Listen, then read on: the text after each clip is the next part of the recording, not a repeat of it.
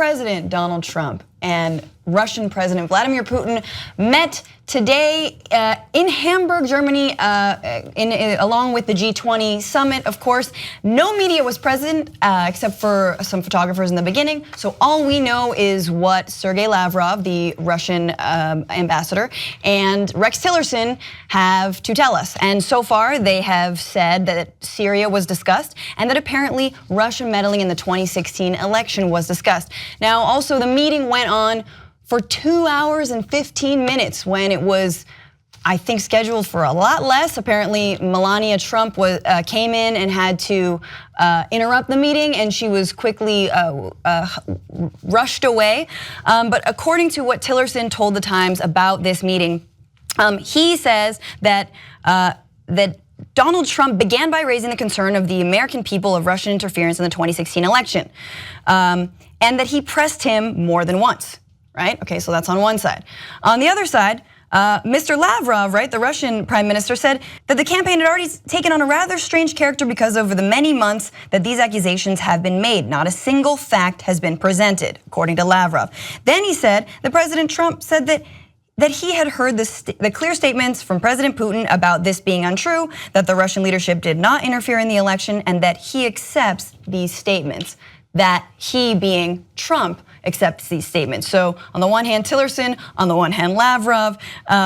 Back to what I thought was a great quote from Tillerson, saying that pretty much essentially at the end, when it comes down to Russian meddling, that, quote, it may be simply an intractable disagreement at this point. So that's super important. So let me give a little bit of context here. So first off, Lavrov, the foreign minister in Russia, right, also, of course, is going to do propaganda. So I know some on the right and some on the left here in America say, oh, the US government does propaganda. First of all, congratulations, you just figured it out. Yes, of course we do, right? But that doesn't mean that everybody else is full of roses and rainbows. The Russians also do propaganda. So I wouldn't go and trust necessarily what Lavrov is saying about what Trump said, which is, all is forgiven, don't worry about it. I'm not holding you against that, not holding that against you at all, right? Which, I wouldn't be surprised if Trump said it, but that's Lavrov saying Trump said it, so take it with a giant grain of salt, right? But I think the most important part is Tillerson. So first off,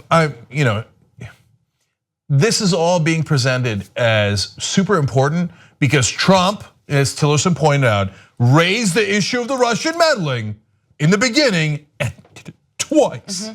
So what? Like David Gergen, there they go again on CNN, saying he seemed presidential today. How many times are they going to declare him president? First of all, he is president, whether we like it or not. Second of all, stop saying the most mundane things now have made him president, right? At least they've made him modern day presidential. Yes, and so it's not, look, I mean, sometimes it's he ate a bologna sandwich and so he looked presidential today eating that bologna sandwich. But most of the time, it's more warlike things. He bombed Syria, now he's presidential. He threatened the Russians, so now he's presidential. But it's not even a threat, it's a minimal defense of American sovereignty and American democracy. Like, hey, remember that thing? And remember the dozen officials that came out saying that you actually hacked the election and voter rolls were compromised. Remember that thing? Don't do that. And oh no, cool. Yeah, whatever. We're like backing off. Like that's not presidential at all. Well, and also Tillerson saying that it's sort of like an intractable disagreement, and so, I mean, I guess we'll move on to other things. What are you talking about? No, that's the essence of it. What are you talking about? That's the essence of it. So when the Gergens of the world say on CNN, quote, this is presidential, that's his second time saying it, this was big league stuff. No, it wasn't.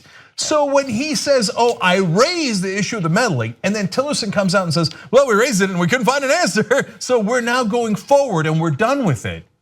The reality of that news story is not that he raised the issue, it's that they closed the issue. They said, okay, we mentioned it once, now he did help us, so we don't care. We're done with it. There's no sanctions, there's no consequences, there's nothing. In fact, what we did was the opposite. We agreed to a ceasefire in Syria. I'm happy with the ceasefire, but it does cement Bashar Assad's lead at this point, which is what Putin wanted. So there was no consequences to the meddling. Stop giving Trump credit for that when in fact you're playing into his hands. This is exactly what he wanted to do, window dressing and no substance at all. It's embarrassing. Can I say embarrassing? I mean, and I've never been more patriotic than I have been in the last 6 months, I gotta tell you. But I think something that would have been presidential is like, and we're creating even just a shell of accountability. Maybe like some kind of investigation, a joint investigation, how about, into, potential meddling or how we can talk about cybersecurity, just throw the American people a bone, right? There's no bones being thrown. There is no attempt at covering this up. It's just what I heard from Tillerson is, play Adele's Water Under the Bridge, because that is exactly what this is going to be pretty soon. Yeah, and so one other thing that sort of came up during this meeting is a continuation of one of my biggest concerns from his trip to Europe so far. I know that in the production meeting you mentioned in his speech in Poland, there were these strong sort of authoritarian, like nationalist statements he was making, very scary stuff. But also in the press conference there, he repeatedly, as he has been doing for months now, attacked the press. I know some people want to just lay down and let him do that and not worry about it. But he's continuing to do it. He's doing it with other right-wing leaders around the globe. And in the meeting today, Vladimir Putin clearly knows that, because at one point he apparently leaned over and said something to the effect of, are those the ones that insulted you? Talking about reporters. That had to be translated to Trump, but Trump sort of laughs. This guy who also shuts down the free press thinks it's funny.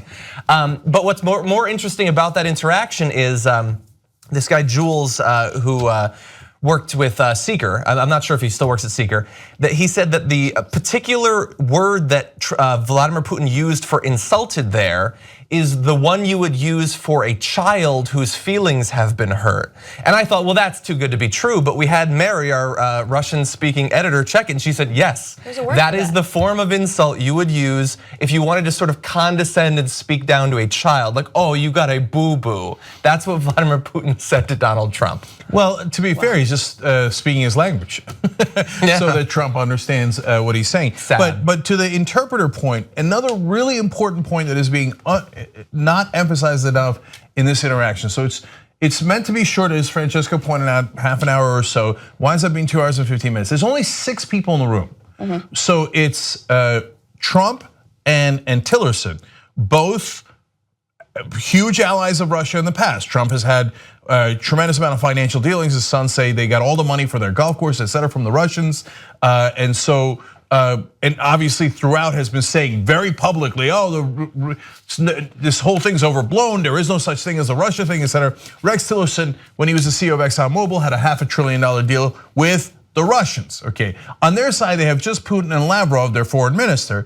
And then the other 2 people in the room are the interpreters who will soon wind up dead. Now, okay, if what happened to the Russian ambassadors, if diplomats throughout the world is any indication, I'm obviously kind of kidding about that.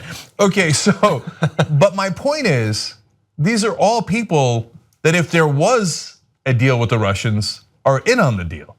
There was no one allowed in the room that was not in on the deal. And we don't know that for certain, of course, and I don't know to what degree Tillerson knows, what Trump had in the history with Russia. When Trump's making deals for golf courses back in 2009, et cetera, Tillerson's not involved in that. So of course, this part of what I'm saying is to some degree speculation, but we do know there was nobody in the room that if they had said something about, hey guys, this is how we'll actually handle it, that would have said, whoa, wait a minute, what do you mean actually handle it?